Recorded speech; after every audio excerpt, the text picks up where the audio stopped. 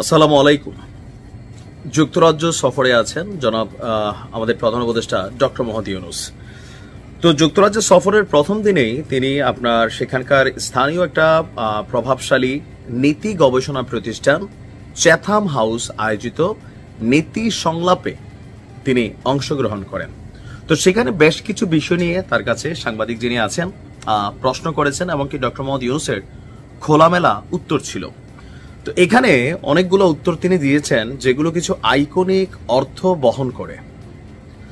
আমরা যেই জিনিসটাতে দেখছি যে রাজনৈতিক দলগুলোর মধ্যে নবগঠিত যে রাজনৈতিক দল এনসিপি, এই দলটার প্রতি বরাবরই ডক্টর মোহাম্মদ ইউনূসের একটা স্নেহ রয়েছে, ভালোবাসা রয়েছে। বা একবার তিনি বলছিলেনই, ছাত্ররা বলছিল তাদেরকে মানুষ ভোট দিবে কিনা বা ক্ষমতায় আসতে পারবে কিনা, তিনি এনকারেজ করেছেন, উৎসাহ দিয়েছেন। ইভেন আনটিল নাও এনসিপির প্রতি ওনার একটা অ্যাপয়েন্টমেন্ট পাওয়ার জন্য